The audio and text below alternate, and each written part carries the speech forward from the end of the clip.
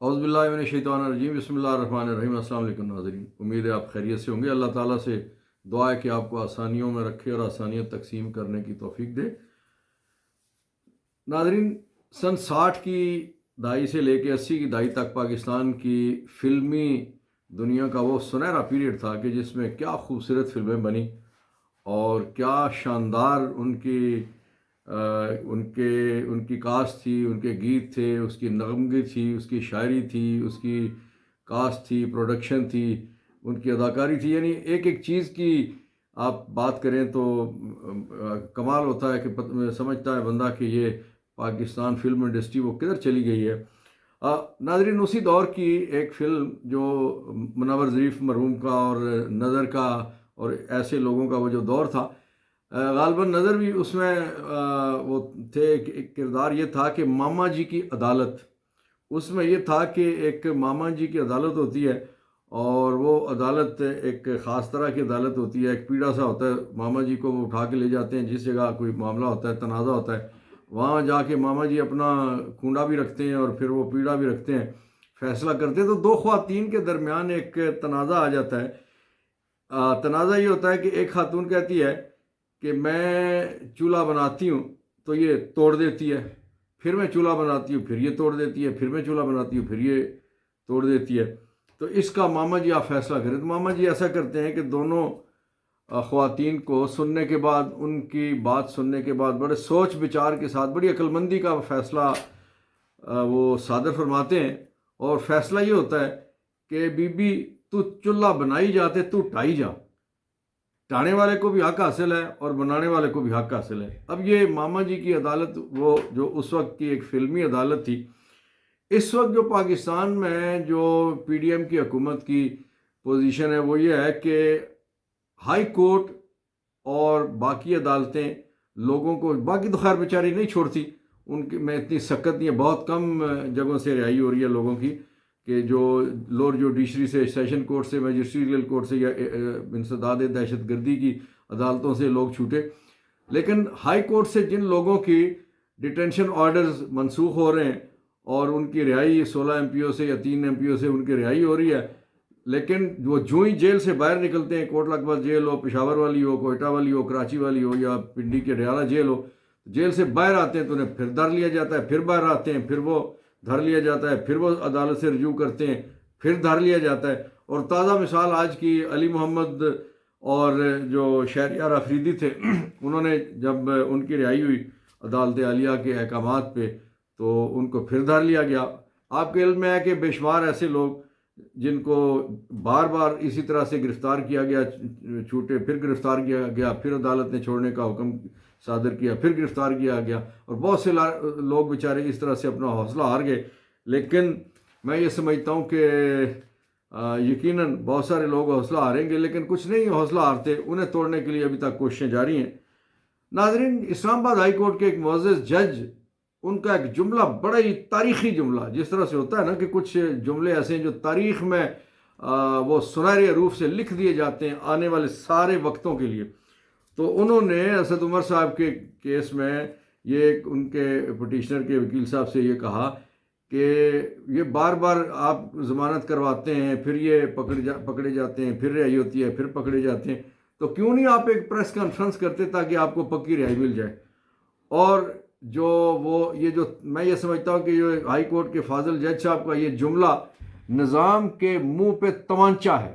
یہ ایک ایسا تمانچہ ہے جو تاریخ میں آئندہ آنے والے سارے وقتوں میں یاد رکھا جائے گا، اور یہ سنہری حروف سے لوگوں نے سینوں میں بھی لکھ لیا اور تاریخ میں بھی لکھا گیا، اور یہ لفظ جو ہے اور یہ جملہ جو ہے آئندہ آنے والے سارے زمانوں کے لیے یاد رکھا جائے گا۔ ناظرین، چونکہ ہم قانون کے طالب علم ہیں، اسی لیے قانون سے ریلیٹڈ، بنیادی حقوق سے ریلیٹڈ، آئین سے ریلیٹڈ، ضابطے سے ریلیٹڈ، اور پاکستان میں مروجہ جو کچھ بھی عدالتی نظائر ہیں، جو کچھ ہے، ان کو سامنے رکھتے ہوئے ہم بات کرتے ہیں اور کرنے کی کوشش کرتے ہیں، تاکہ ہم اپنے ڈومین میں رہ کے، ظاہر ہے سیاست پہ بہت زیادہ لوگ باتیں کرتے ہیں، اور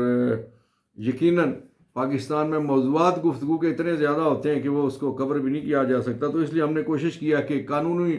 حوالے سے بات کی جائے۔ پاکستان کے قانون میں، پاکستان کے آئین میں آئین کی اگر میں بات کروں تو جو ابتدائی بنیادی انسانی حقوق ہیں اس میں جتنے کے جتنے حقوق دیے ہوئے ہیں پاکستان میں اس وقت بدقسمتی سے ان سب کو ملیامیٹ اور بلڈوز کیا جا رہا ہے. کسی ایک حق کو تسلیم نہیں کیا جا رہا. نہ رائٹ ٹو فری ایسوسیشن کو اس وقت مانا جا رہا ہے, نہ رائٹ ٹو اسپیچ کو مانا جا رہا ہے, نہ رائٹ ٹو فریڈم کو مانا جا رہا ہے. کچھ بھی نہیں مانا جا رہا. اس کی وجہ یہ ہے کہ دو پاکستان ہے. ایک طرف ایک ایسا پاکستان ہے کہ جس میں ریڈ زون میں لوگوں کو لے جایا جاتا ہے, فیسیلیٹیٹ کیا جاتا ہے. چیف جسٹس صاحب کے اور باقی ججز صاحبان کی سپریم کورٹ کی گزرگاہ وہاں سامنے سٹیج سجایا جاتا ہے, لٹھ بردار, ڈنڈا بردار اور ایک مخصوص وردیوں والے لوگوں کے ذریعے سے دمکایا جاتا ہے کہ جناب یہ ہم اتنا دھرنا دیں گے اس وقت تک جب تک چیف جسٹس استعفیٰ نہیں دے دیتا. یہ الگ بات ہے کہ چیف جسٹس کو اللہ نے ایک آنی قسم کا ایک سوچ دی, ایک تگڑا دل دیا, وہ انہوں نے استعفیٰ دینے کے بجائے ان سے کھیلے اور پھر وہ دھرنا, بلکہ وہ دھرنی اس کو کہیں کیونکہ جتنی 17 جماعتوں کا اکٹھ تھا اس میں باوردی لوگوں کو وردیاں چٹے کپڑے پہنا کے وہاں بھیج دیے گئے اور وہ بھی شامل تھے. اس کے باوجود چند 100 یا چند مشکل سے چند ہزار لوگ کہہ دیں کہ وہ ناکام ترین پروگرام تھا, اور وہ تھا بھی ایسا کہ لوگ ٹھہرنے کے لیے 10 منٹ کے لیے تیار نہیں تھے. اس لیے جو آئے تھے استعفیٰ لینے تک وہاں براجمان ہونے کے لیے وہ فوری طور پہ روانہ ہو گئے. بات ہو رہی تھی بنیادی انسانی حقوق کی. پاکستان کے آئین میں 2 چیزیں بڑی زبردست ہیں. اس میں ایک تو یہ ہے کہ جو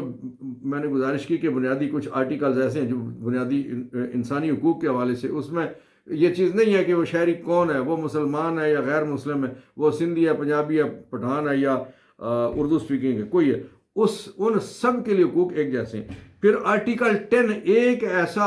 ایک رکھا گیا تھا آرٹیکل کے اندر, ایک آرٹیکل اور سب آرٹیکل کہ جس کے اندر یہ بات طے کر دی گئی ہے کہ ملزم ہو یا مدعی ہو, جس کے اوپر الزام ہو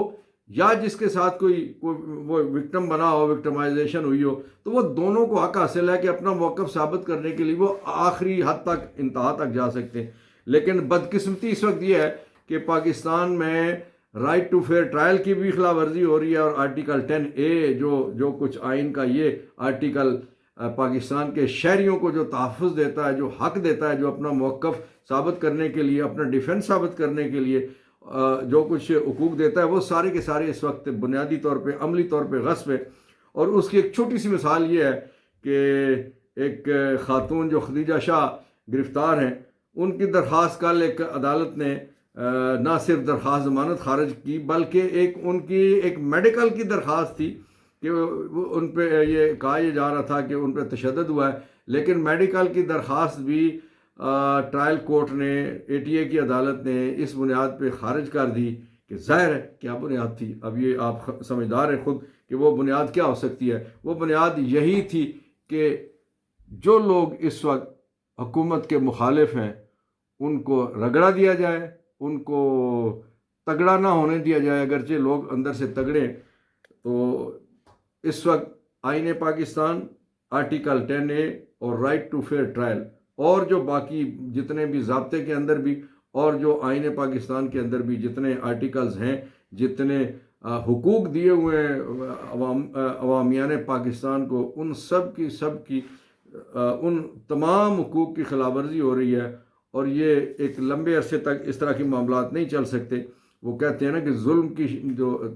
رات ہے, وہ سیاہ رات, کتنی بھی سیاہ رات ہو, وہ اس چیز کی علامت ہوتی ہے کہ جتنی سیاہی بڑھتی ہے اس رات کی تاریکی بڑھتی ہے. تو اس سے مراد یہ ہے کہ آنے والا وقت ایک سفیدی کی طرف جائے گا, ایک روشنی کی طرف جائے گا. سورج نکلنے کی امید ہوتی ہے, اور سورج کی کرنیں یقیناً اندھیرے کے بعد جب نکلتی ہیں تو ساری کی ساری چیزیں عیاں ہو جاتی ہیں, واضح ہو جاتی ہیں, نور پھیل جاتا ہے, خوبصورتی آ جاتی ہے, زمانہ نظر آنے لگتا ہے. میں یہ سمجھتا ہوں کہ جو اس وقت جو ایک جابر حکومت ہے, وہ جو جس طرح کے اقدامات کر رہی ہے, یہ اقدامات زیادہ دیر نہیں چلیں گے. عدالتیں موجود ہیں, آئین موجود ہے, نظام موجود ہے, کچھ تھوڑا سا اندھیرا چھٹنے کی دیر ہے. انشاءاللہ پاکستان میں آنے والے دنوں میں روشنی ہوگی, خوشبوئیں ہوں گی, اور یہ وطن ایک دفعہ پھر خوبصورتیوں سے معطر ہوگا. اور انشاءاللہ آنے والے دنوں میں پاکستان کو اللہ تعالیٰ ایک درست راستے پہ گامزن کرے گا, جس کی دعا صبح دوپہر شام عوامیان پاکستان 23-24 کروڑ لوگ دعائیں کرتے ہیں. اللہ تعالیٰ ہم سب کا حامی و ناصر ہو, اور ہم ایک اچھا وقت دیکھیں. وہ کہتے ہیں نا کہ غم نہ کر زندگی پڑی ہے ابھی، کہ وقت اچھا بھی آئے گا ناصر، غم نہ کر زندگی پڑی ہے ابھی. بہت شکریہ.